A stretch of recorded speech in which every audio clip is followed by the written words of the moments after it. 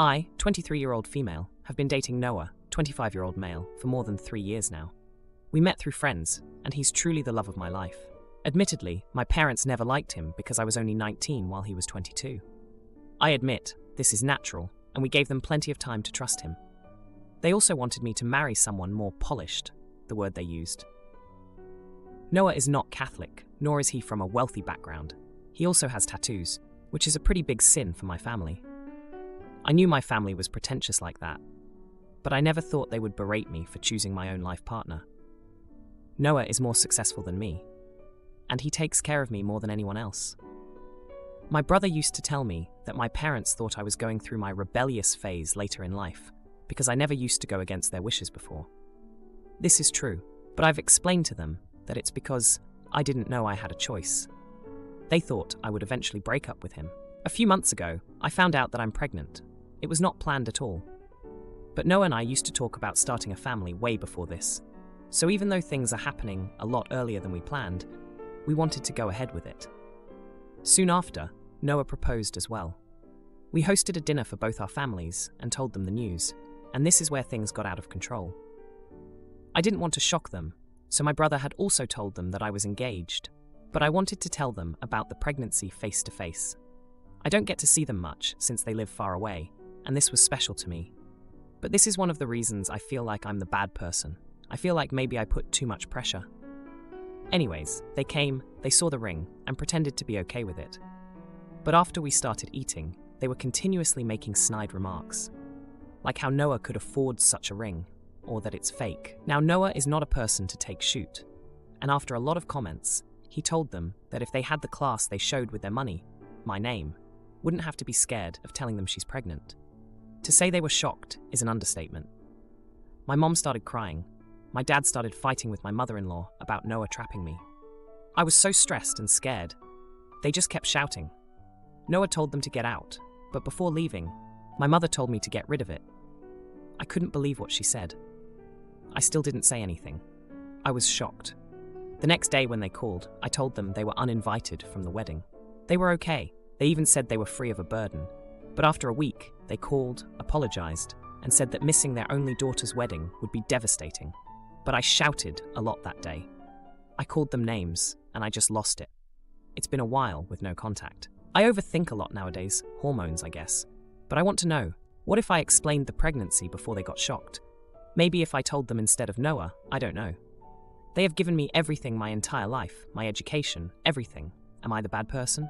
Now for a few comments before the update. Comment 1, not the idiot.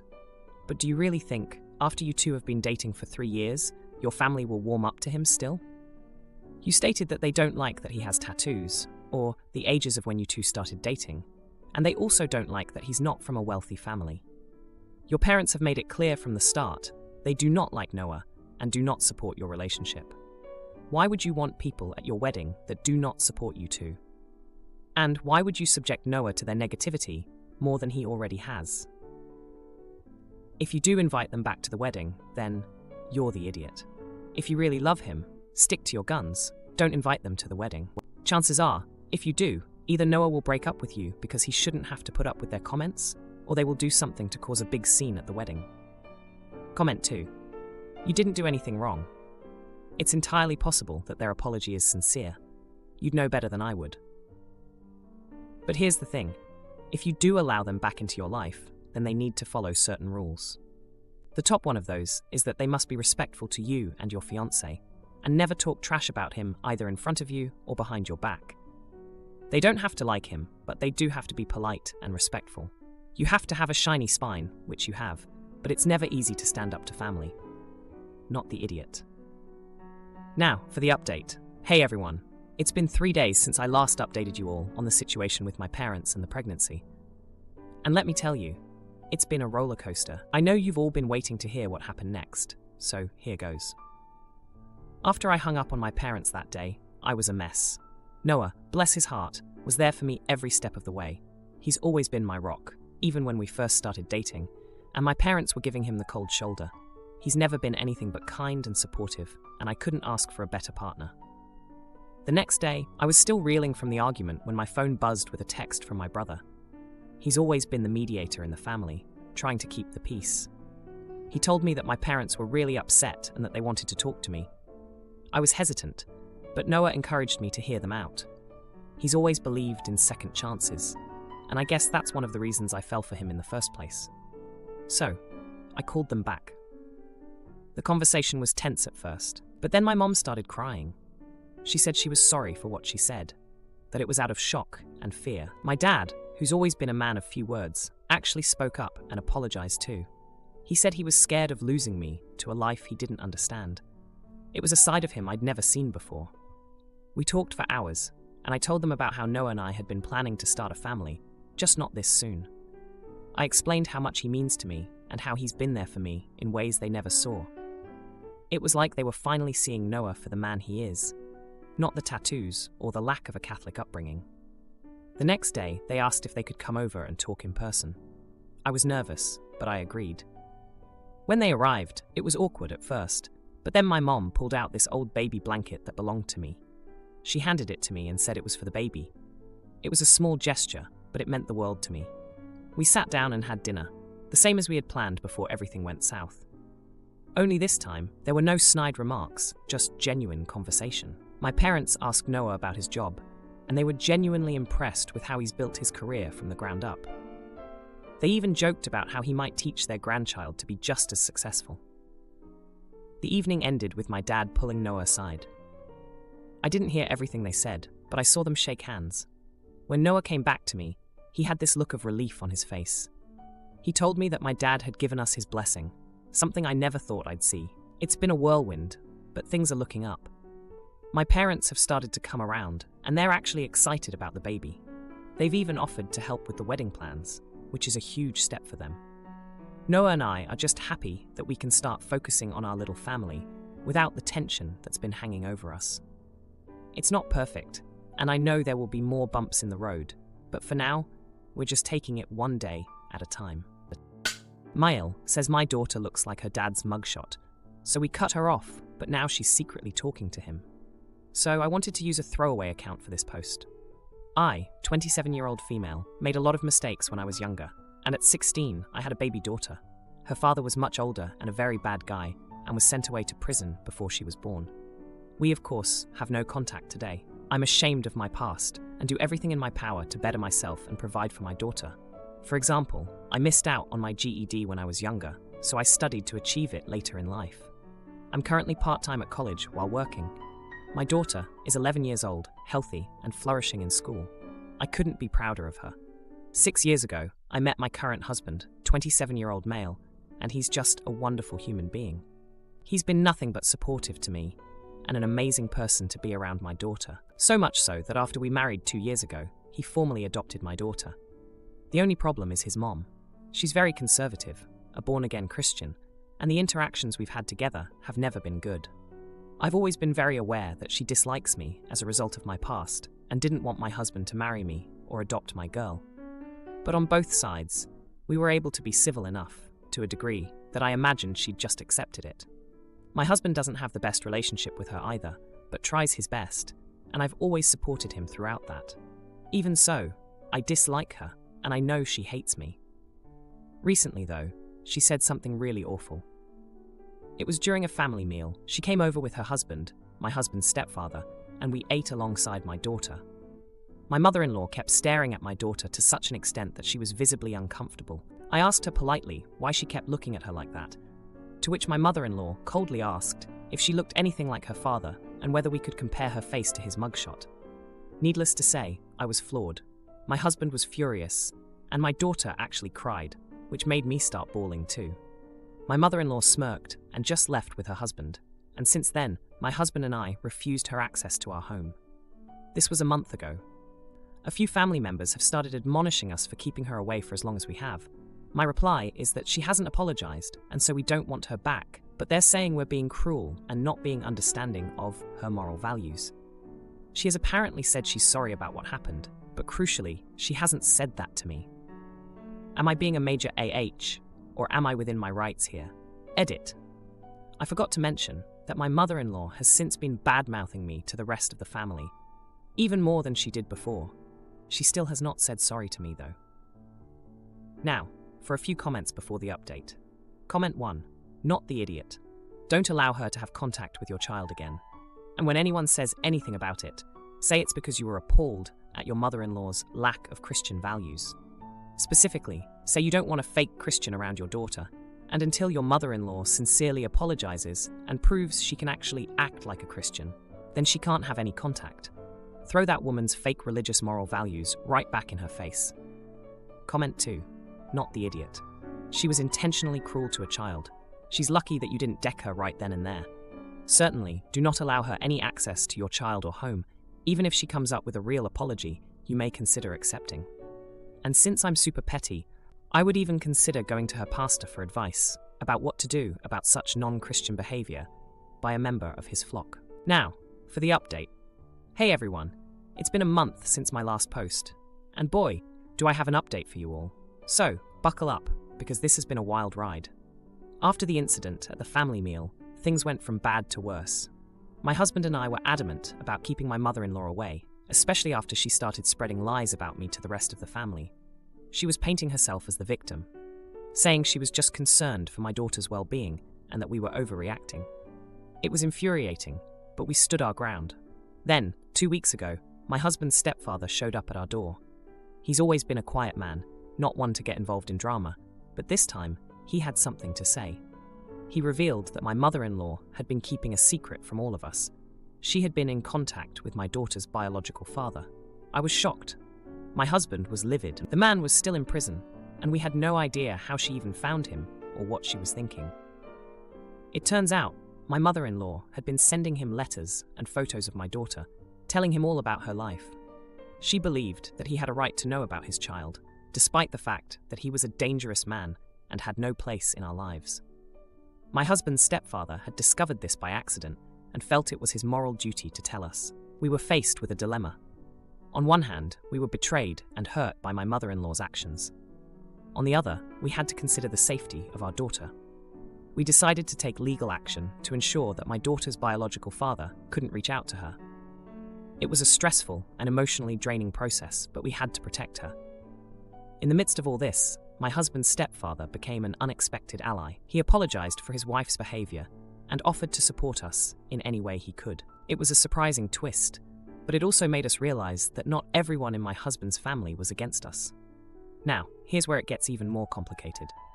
My mother-in-law, upon finding out that we were taking legal action, showed up at our house, begging for forgiveness. She was in tears, saying she only wanted what was best for my daughter and that she didn't realize the gravity of her mistake. My husband was torn. This was his mother, after all, and she seemed genuinely remorseful. We had a long, heated discussion. Voices were raised, and old wounds were reopened. In the end, we decided to give her a chance to make amends, but with strict boundaries. She would have to respect our rules and understand that any further interference with my daughter's biological father would result in us cutting ties for good. It's been a tense few weeks since then. My mother-in-law has been walking on eggshells, trying to regain our trust. She's been more respectful, and there's been a noticeable change in her behavior. But the damage she caused runs deep, and it's going to take a long time for things to even resemble normalcy. My daughter, bless her heart, has been incredibly brave through all of this. She's had to deal with so much at such a young age, but she's handling it with a maturity that amazes me. My husband and I are doing our best to support her and each other. So, that's where we are now. It's a bittersweet situation. We've managed to protect our daughter and bring some semblance of peace back into our lives, but the trust that was broken is going to take a long time to rebuild, if it ever fully can. My mother-in-law's betrayal has left a scar on our family that won't easily fade. As for the family members who were admonishing us, some have come around after learning the full story. Others still think we're being too harsh, but at this point, our priority is our daughter's safety and well-being, not their opinions. Introduce my kids to boyfriend's parents, and his dad makes racist jokes in front of them. So I take my daughter out of the room and text my BF this. I honestly can't tell if I'm overreacting or not, but here goes. I have 2 kids, a 7-year-old girl and a 9-year-old boy, and recently I've started introducing them to my boyfriend's parents. Now my boyfriend's dad has no filter. There is nothing he will not say. They were over at our house yesterday, and we were sitting at the kitchen table with my daughter before we left to go to a restaurant for dinner. He was saying the most vile things, Terribly discriminatory, hateful, sexist jokes. Every swear word you can imagine, the N-word, all of it. My boyfriend is laughing, swearing, going along with it. I end up taking my daughter out of the room and keeping her busy until we go out to eat. We get to the restaurant. He openly mocks my 9-year-old son, tells him he's a girl because he has long hair, and asks if he wears a training bra because of that. He makes jokes about my daughter playing hockey and how girls can't play sports. Everyone is laughing except me, my son and daughter.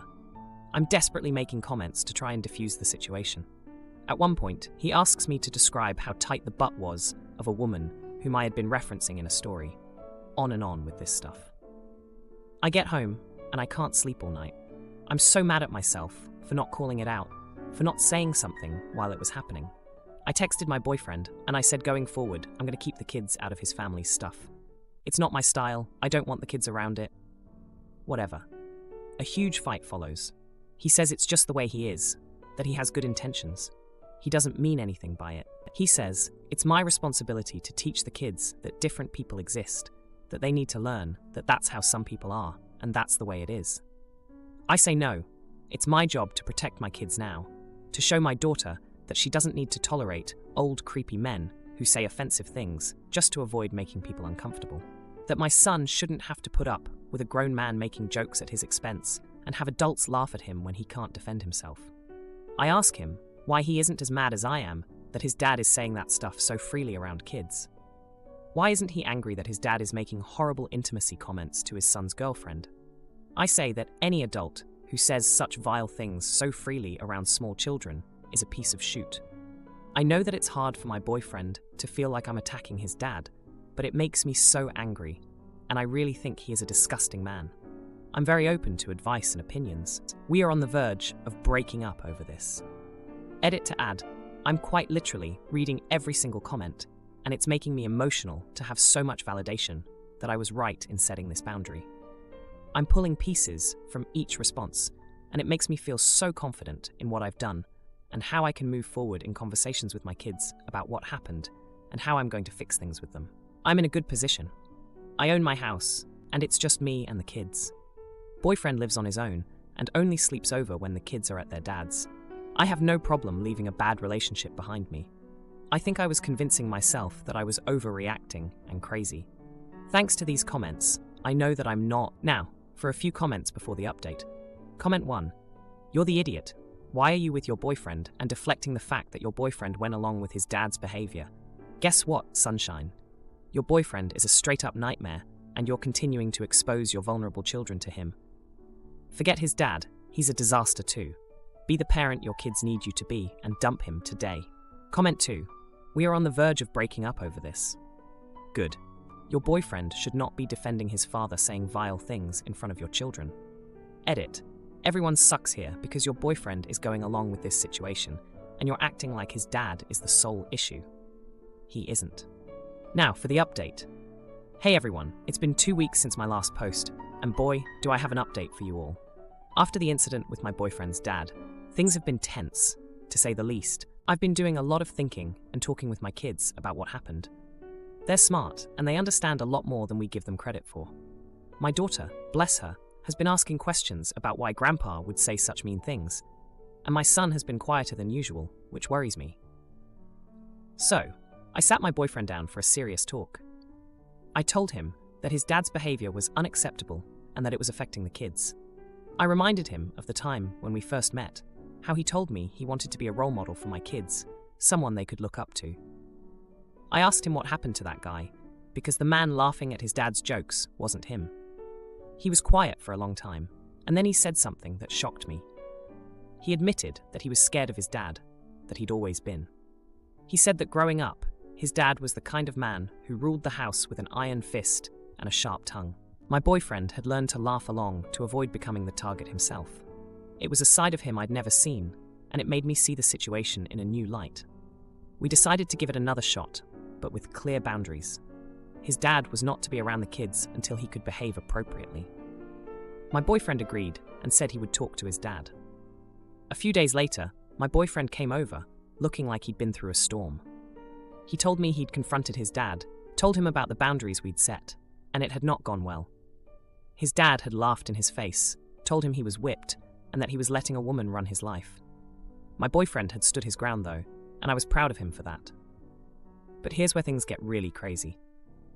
My boyfriend's mom called me the next day. She'd never done that before, and I was immediately on edge. She was crying, saying she was sorry for her husband's behavior, and that she needed to tell me something important. She confessed that my boyfriend's dad had been having an affair for years, and she'd just found out. She was planning to leave him and wanted my support. I was floored. This was the man who had mocked my son, made sexist comments about my daughter, and now I find out he's been cheating on his wife. It was like the final piece of the puzzle fell into place, and I saw him for who he really was. My boyfriend was devastated when I told him. He couldn't believe his dad had been living a lie all these years. It explained a lot about his behavior, though. The bravado, the cruelty, it was all a front. We're still working through things, but it's been a wake-up call for my boyfriend. He's been more attentive to the kids, and he's been going to therapy to deal with his childhood issues. It's like he's finally stepping out of his dad's shadow. As for me, I'm just trying to keep my family safe and happy. It's been a roller coaster, but I feel like we're finally moving in the right direction. The kids are doing better, and we're talking more about feelings and how to handle people who don't treat us right. If you liked this video, you'll probably like these too. Also, while you're here, please consider subscribing. It's your support that keeps this channel alive and allows me to make better and longer videos.